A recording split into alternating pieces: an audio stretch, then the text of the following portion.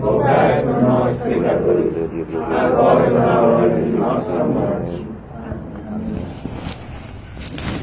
Amém, irmãos? Amém. Ainda com essa mão levantada, vamos clamar a Deus, irmão, com louvor, com essa oração, que a gente possa já estar junto, já orando a Deus e clamando esse fogo abrasador, essa chuva de bênção que possa ser derramada aqui nessa noite. O Senhor já tem feito milagres, prodígios e sinais. O Senhor já tem colocado barreiras, mas Deus sabe de todas as coisas e tem colocado a cada um de nós em ordem de batalha, porque cremos na sua palavra. Então levanta a sua boca para orar e clama ao Espírito Santo de Deus nessa noite. Amado Pai soberano, diante de ti, Senhor Jesus, eu entrego, Senhor Jesus, a cada um dos seus filhos, Pai, que estão aqui hoje nessa noite, para que eles possam, Senhor Jesus, receber a mensagem de forma plena, de forma, Senhor Jesus, satisfatória, de forma simples, mas que o Senhor possa também tocar o coração de cada um dos seus filhos, aquele coração ainda que está quebrantado, aquele coração ainda que está com barreiras, aquele coração ainda que está acorrentado, mas o Senhor sabe de todas as coisas, Pai. Então, Senhor Jesus, eu entrego a Ti, Senhor Jesus, orando assim: a cruz sagrada seja a minha luz, não seja o dragão meu guia, espírito de Satanás, nunca me aconselhe as coisas vãs, é mal que tu me ofereces,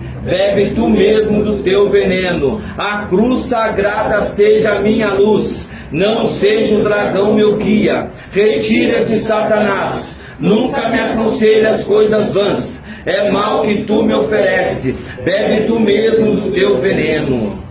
Que a porta da rua seja serventia para todo mal, que possa sair e bater em retirada em nome de Jesus, porque a palavra que vai ser proclamada vai ser boca de Deus, boca profética. A palavra que vai ser proclamada hoje aqui, a palavra vai derramar bênção. Se você que acredita, irmão, já pode abrir os seus olhos e dizer glória a Deus. Glória a Deus. Amém, aleluia. O meu nome é Rogério, eu sou do grupo de oração Jesus Vive, que acontece toda segunda-feira no Parque Aeroporto, na igreja São Geraldo Magela. Alguns daqui já me conhecem.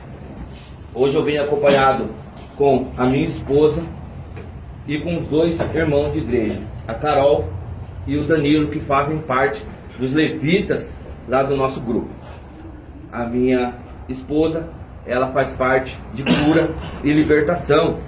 E a gente está na caminhada aí durante algum tempo. A gente tem pulado de um grupo para o outro e a gente sempre junto. E sabe qual que é a palavra que ele dizia de nós? Que nós somos farinhas do mesmo saco. Então, graças a Deus, quando eles falam que nós somos farinha do mesmo saco, é porque está caminhando bem. Amém? Amém. E a palavra hoje, sem delongas, ela fica no livro de Samuel. Quem trouxe a palavra, já pode pegar a palavra. Fica no livro de 2 Samuel 9, do 3 ao 5. 2 Samuel 9, do 3 ao 5. Muitos já ouviram essa passagem, muitos ouviram falar dessa palavra, mas ainda ouviram a introdução.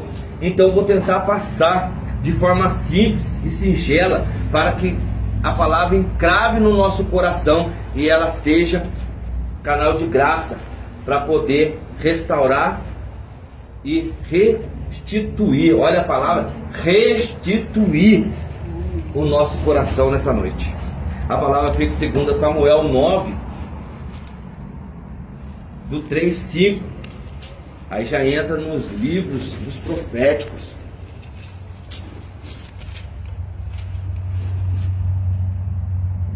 Achou? Amém? Amém. Amém. Ajuda a irmã a procurar, ajuda a irmã. Tá ali perto ali, ó. Para dar uma dica, hein, irmã. Tá perto de Josué. Já achou? Amém. Todos já pegaram a palavra? Tá perto de Josué, tá quase perto do livro dos Pentateucos, os 5 livros primeiros da palavra. E ela começa assim: tornou o rei. Haverá ainda alguém da família de Saul a quem eu possa fazer misericórdia da parte de Deus?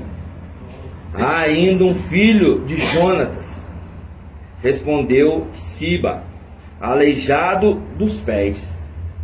E o rei perguntou: onde está ele? Siba respondeu: está na casa de Maquir, filho de Amiel, de Lon-debar. E o rei mandou buscá-lo na casa de Maquir, filho de Amiel, de Lodebar. Para a gente começar essa pregação, a gente começa a falar de Saul. Saul foi o primeiro rei de Israel. Saul, ele havia pecado. Ele havia algo que não agradou o coração de Deus. Deus falou para ele: vai em certo lugar e faça isso. E Saul vai, mas não fez o que Deus prometeu. Ele catou aquele homem, tirou aquele homem, catou os bois e deu para o povo. E ele falou assim: não, Saul, devido isso, eu vou tirar o que de você? O reinado. E vou passar para quem? Achou a palavra, irmão? Cheio. E vou passar para Davi. Davi, irmão, ele não escolheu assumir o trono. Ele foi ungido através do profeta Samuel. A história de Samuel é na simplicidade. Samuel, sua mãe Ana não podia ter filho. E de repente, Eucana, um dos homens que estava ali, era marido de Ana. Só que eles não podiam, ela era estéril. E de repente, o que eles fizeram? Ana começou a orar: Senhor, eu te rendo graças, eu te faço isso, mas o filho que sair não vai ser meu. Eu vou entregar ele no templo. Alguém já ouviu falar dessa história, sim ou não? E eles fizeram isso. De repente, Samuel, Ana se faz presente com Eucana e eles se ajuntam, e meses depois Ana fica grávida. Através de quem? Da oração. Só um resumo para o entendimento da palavra. Ana ficou grávida, Samuel nasce, e depois de um tempo ela tira ele da amamentação, e com 5 anos ela entrega Samuel no templo. E Samuel vira o profeta. E aí o que acontece, irmão? Voltando para a palavra. E Deus escolheu Davi, enquanto Saul estava vivo. Por quê? Saul tinha rancor. Saul ameaçava aquele povo. Saul tinha perseguição através de Davi. E Deus escolhe quem? Davi. E de repente, para que Davi veja as coisas acontecerem. Mas ali está dizendo ali que Davi disse: terá ficado alguém da casa de Saul a quem eu possa beneficiar em memória de Jonatas? Porque havia ali uma promessa entre Davi e Jonatas. Jonatas disse para Davi: ó, toda vez que ele ia em combate, Saul saía para pegar Davi, Jonas ia na frente e falava assim: ó, meu pai vai pegar você em tal lugar, meu pai vai pegar você em tal lugar. Então já era uma aliança que tinha dos dois. E de repente, essa aliança de uma amizade tão forte, que era quase irmãos, ele diz assim: ó, só faça uma coisa, salve a minha casa. Jonas pede para Davi: salve a minha casa. E Davi não deixa essa mensagem, essa palavra soar no seu coração, porque era tanta guerra que Davi ia, e de repente ele chega num ponto que Saul morre, Jonas morre, e o seu filho de Jonas, Mefibosete, com 5 anos, ele pega com a sua mama, com a sua cuidadora, ela pega, já começa a saber que o Davi ia atacar e atacar toda a família de Saul, porque já era a ordem exterminar toda a casa de Saul. E aquela mulher pega a babá, que ela não cita o nome na palavra, ela pega aquele menino e sai correndo e derruba o menino. E esse menino cai e quebra as duas pernas dele. Ele fica o quê? Um coxo. Hoje nós não podemos falar isso, falamos um deficiente físico. E eles pegam e levam esse menino para onde? Para Londebar. Londebar era uma cidade que não tinha nada. Era uma cidade, como a irmã estava pregando aqui, estava falando, Londebar era uma cidade árida, era uma cidade que não plantava nada, era uma cidade de misericórdia. Era uma cidade onde não tinha nada. Tudo que plantava não tinha. O rio que dava água, que ia água para lá, ficava a 37 quilômetros dessa cidade. E ele era uma cidade, falava assim, que é uma cidade do esquecimento. Só que quando Mefibosete chega na cidade, ele começa a falar para o povo. Ele começa a falar para o povo: eu sou filho de rei. Na minha veia corre sangue real. E aquele povo que está lá não acredita que ele fala isso. E toda vez que ele chega, ele fala assim, o pessoal chega para questionar ele, ele fala assim: eu tenho sangue real, um dia vocês vão ver. Um dia vocês vão ver que eu tenho sangue real. E o povo não acredita. E se você analisasse, trazer para hoje o que a irmã pregava aqui, falava na condução, sendo João Batista, ela falava que às vezes a gente prega a palavra, mas o povo não acredita. Sim ou não? Porque não tem mais aquele fogo, esfriou o coração já está quebrantado, o coração já está encarcerado. E aí você pega, está ouvindo, está falando da palavra, mas a pessoa vai falar assim: eu não vou ter transformação, porque não está ouvindo a palavra. E a palavra é a única que edifica. Ela transforma vida. E ela deu algo de uma parte da minha pregação que eu falava assim: às vezes, se você falar algo do seu testemunho, cada um tem um testemunho, mas ninguém acredita mais no seu testemunho. O testemunho de transformação é de você ver o seu filho mudar, você vê o seu genro mudar, você vê as pessoas que estão ao seu redor mudar. Ninguém acredita mais nisso. E aí ele pega, vira e fala assim: ó, eu sou descendente de rei. Eu sou, meu sangue corre sangue azul.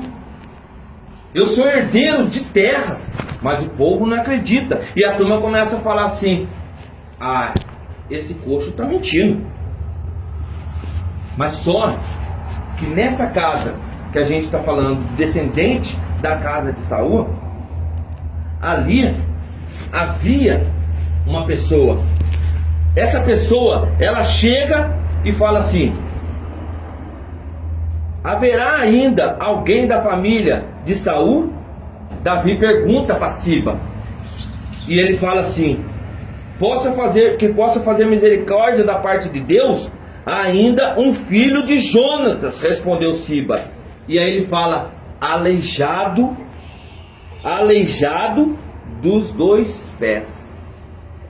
E quantas vezes nós estamos aleijados dos dois pés? Quantas vezes a gente se sente aleijado? A gente não tem ânimo para nada. Só que aquele homem, aquela pessoa, a que estava ali, Siba, falando: tem ainda uma pessoa. Ele sabia quem ele estava, porque Siba era da descendência de Saul. Então ele queria algo novo, ele queria mudança. Só que ele falou assim: peraí, ele sabia das ordens. Se eu trazer Mefibosete para a casa de Davi, ele vai ser aniquilado. Se eu trazer Mefibosete, a promessa vai se cumprir. Se eu trazer Mefibosete para cá, ele não vai poder. E o povo começou a dar risada de Davi. Capaz mesmo que eu vou trazer ele para cá? Capaz, não vou fazer isso. porque se eu trago ele para cá, ele vai ser exterminado. Aí acaba a geração de Saul. E aí ele fala assim: em certo tempo Davi pergunta, chamado Siba, existe alguém na casa de Saul para que fazer o bem? Para que fazer o bem. Só que Davi era um homem segundo o coração de Deus. Então Davi, ele tinha Deus como o único caminho. Ele sabia o que ele estava fazendo, porque ele lembrou da promessa, da aliança que ele fez com Jonatas. Mas o povo ainda não acredita, continua dando risada. Mas Deus, ele estende nos piores momentos. Hoje você pode ter chegado aqui pensando assim: ah, o meu grupo não vai ser daquele jeito. Mas a hora que você viu a irmã abrindo a boca para falar, os irmãos cantando, o irmão louvando, a gente fala: ainda dá tempo. Ainda dá tempo. Porque a conversão, ela acontece com o nosso agir. Com o nosso agir. E Davi, ele representa a graça de Deus conosco. Então Davi não era qualquer um. Davi era uma pessoa que foi instruída a rei, mas para ir para o combate, mas ele tinha essa promessa de restaurar a família de Mefibosete, que era a aliança que ele fez com Jonatas, o seu amigo. Era a intimidade que ele tinha. Só que Davi fala assim: quando Mefibosete, filho de Jonatas, neto de Saul, chegou diante de Davi, prostrou-se contra o rosto por terra. Davi disse-lhes: Mefibosete, para servir-te. Respondeu-te ele. Davi disse: não temas, quero fazer-te bem em memória de seu pai, e te restituirei todos os bens de Saul, e comerás na minha mesa. Quando eu começava a preparar essa pregação, trazia muita atenção para mim nessa passagem, nessa palavra, que quando Davi chega para Mefibosete e fala para ele que ele restaurará a sua casa, ele trará ele para comer na mesa. Então Davi, o povo daquela região falava assim: peraí, então não é brincadeira o que eles estão falando. Então não é brincadeira. Só que Siba falou assim: peraí, Senhor, existe esse rapaz. Então o que Davi começa a fazer? Ó, pega os melhores soldados. Pega os melhores soldados. Coloca roupa bonita. Começa a colocar nele, porque tinha 20 anos. 20 anos que já tinha se passado. Então Davi fala para ele: pega os melhores soldados, pega a melhor charrete, pega a maior carroceria, borda ela de ouro. E quando de repente aquela fumaça começa a sair, porque ele fala assim: nós vamos ir para onde? Para Lodebar. E aí de repente aquela fumaça começa a sair, aquela poeira começa a sair, e você vai analisando assim, aquela poeira saindo, aqueles cavalos bonitos chegando, e Mefibosete começa a falar assim: tá vendo? Eu conheço aquelas carruagens. E o povo não começa a acreditar, porque o povo não acredita mais no que está vendo, o povo não acredita mais em milagre, o povo não acredita mais em nada. Mas aí Mefibosete fala: tá chegando, escuta o barulho dos cavalos. Escuta o barulho dos cavalos. E o povo começa a dar risada. Agora vocês vão entender uma coisa: escuta o barulho das carruagens chegando. E Mefibosete está lá: ó, eu já andei naquela carruagem. E aí você começa a escutar aquele barulho chegando, e às vezes esse barulho está incomodando você tanto. que você não consegue abrir seu coração. Esse barulho está te incomodando tanto, aquelas carruagens estão passando, e quantas carruagens passam na nossa vida e a gente não olha para trás para ver quem está passando. Às vezes os pequenos sinais acontecem na nossa vida e a gente não percebe. E aquela carruagem está chegando. E Mefibosete falando, ó, eu conheço aquela carruagem, eu conheço esse barulho está chegando, esse barulho está chegando, olha a charrete chegando, olha aquela poeira subindo. E de repente, aquela carruagem chega. 20 anos se passou. Quanto sofrimento. Às vezes você tem saído da sua casa, às vezes você tem saído do seu lugar de estado, às vezes você tem saído para melhorar a sua vida, mas você ainda não está escutando o barulho da carruagem. Às vezes você tem passado por dificuldade, às vezes você tem passado por tribulação, às vezes você tem passado por coisas que não vêm do agrado de Deus, mas você não está ouvindo o barulho da carruagem, e a carruagem está chegando. Às vezes a sua casa está precisando de uma reforma, às vezes a sua casa está precisando de algo novo. A sua casa que eu estou falando é o seu templo, é você e Deus, a intimidade de você e Deus. Mas aí você está falando assim, eu não estou escutando o barulho da carruagem, mas a carruagem está chegando, e Mefibosete está lá, eu tenho sangue real, e você não acredita. Você que às vezes está com uma dor no peito aí, você está falando assim, nossa, essa dor está me incomodando, mas aí você fala assim, mas eu não estou escutando o barulho da carruagem, aquela poeira que está saindo, aquela poeira que está vindo, ó, eu conheço aquele lá. E de repente aquele soldado chega, do jeito que eles descem daquela carruagem, e eles falam assim, quem é Mefibosete? Mefibosete,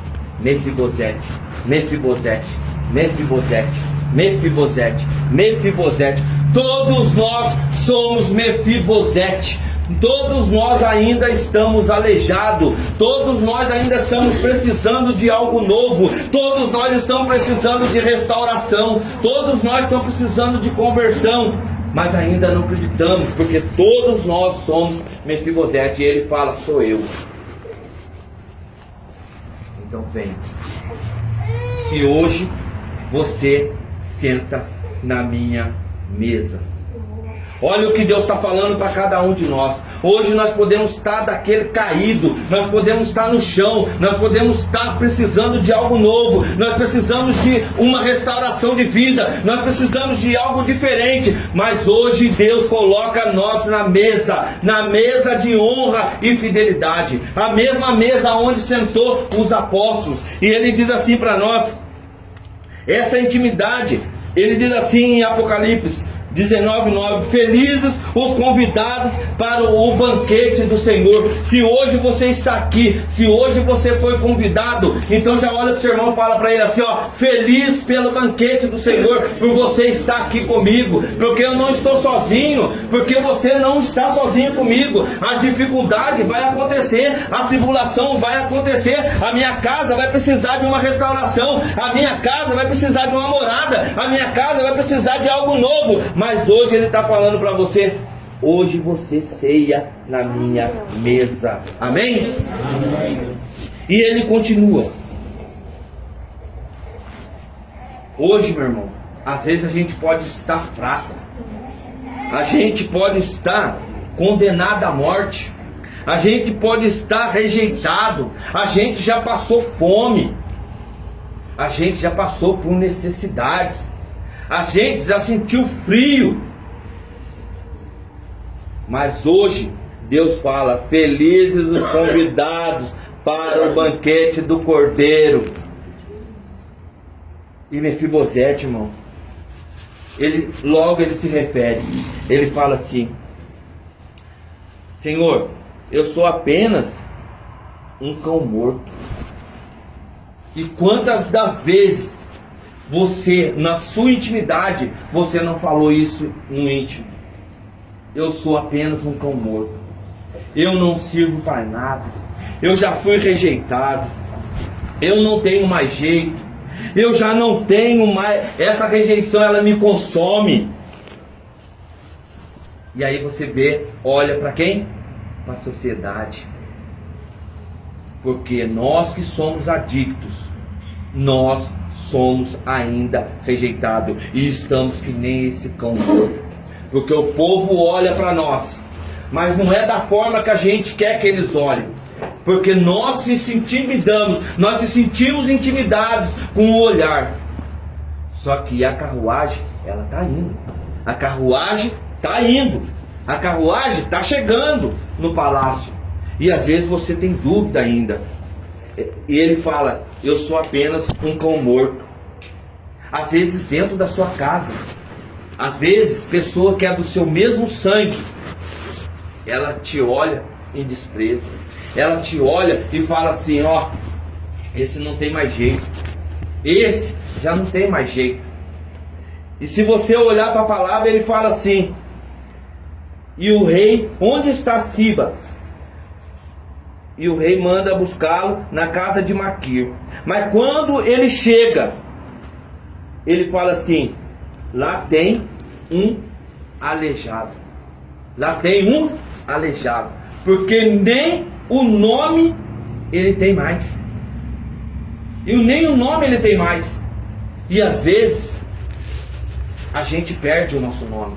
Eu estava comentando quando a gente estava vindo com a minha esposa, eu falei para ela, às vezes a gente perde o nosso nome. Hoje eu fui na casa de um amigo e eu falei para ele, às vezes a gente perde o nosso nome. A sogra dele morreu e eu falei para ele assim, eu brinquei com ele assim.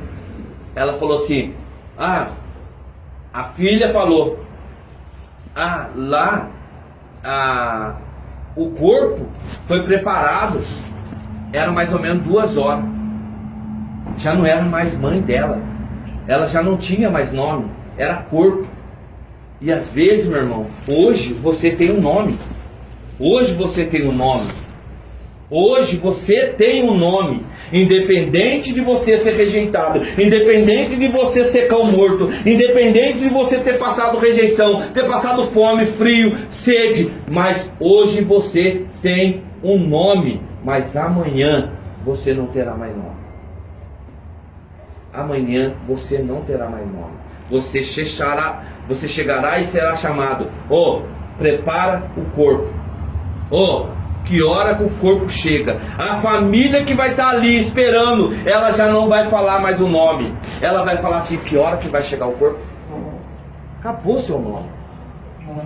E por que você está achando que é melhor do que o outro? Por que você está achando que tem mais coisa que o outro? E ele não tinha nada. Ele não tinha nada. Lodebar era um lugar de esquecimento. Lodebar era um lugar que não tinha nada, era um lugar de passagem. Todos os leprosos que tinham passavam em Lodebar. Todas as pessoas que tinham de ruindade passavam em Lodebar. E Mefibosete não foi diferente. Ele foi levado para Lodebar, um lugar de esquecimento. E às vezes você tem sentido um esquecimento na sua vida.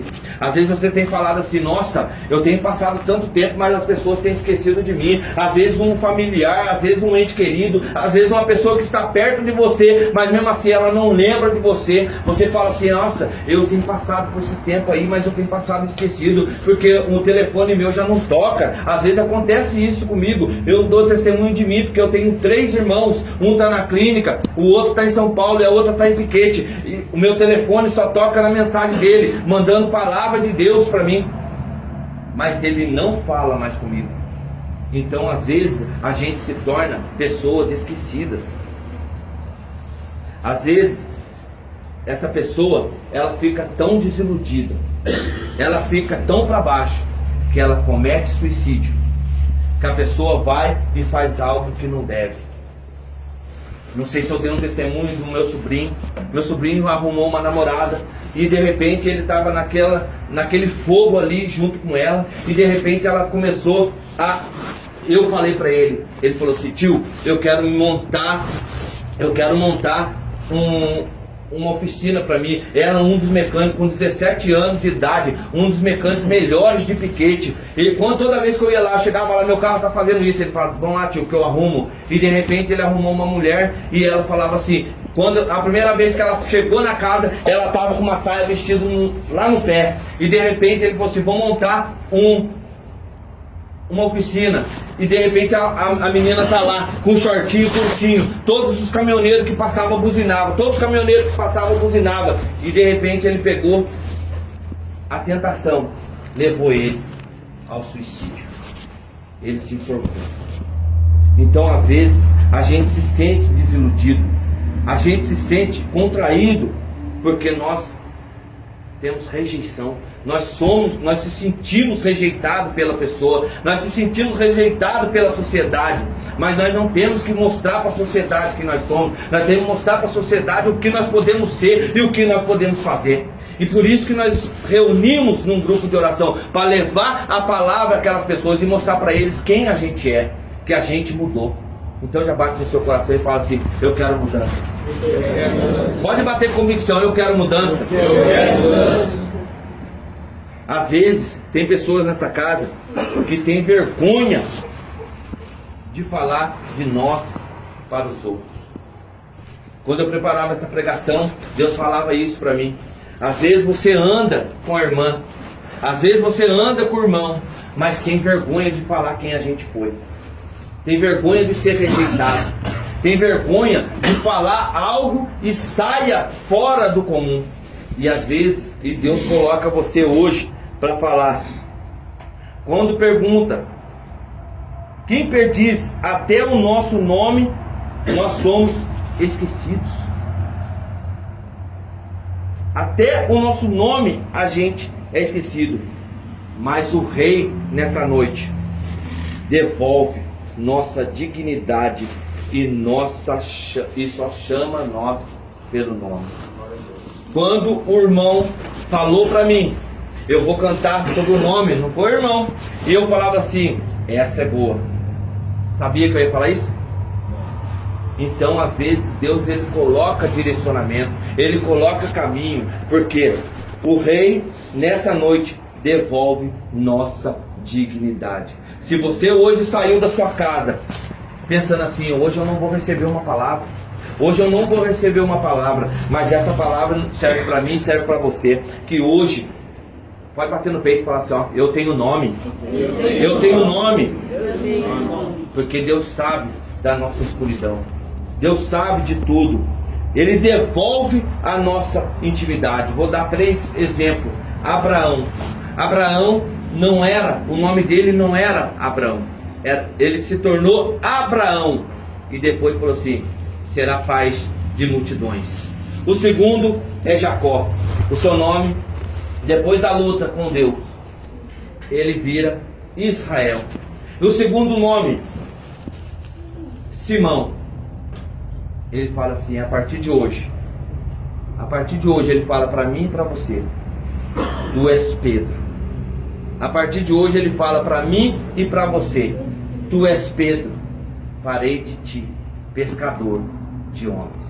Amém? Amém. Quando o irmão prepara aí uma música aí pra gente dar uma orada, a gente já vai preparando aí, irmão.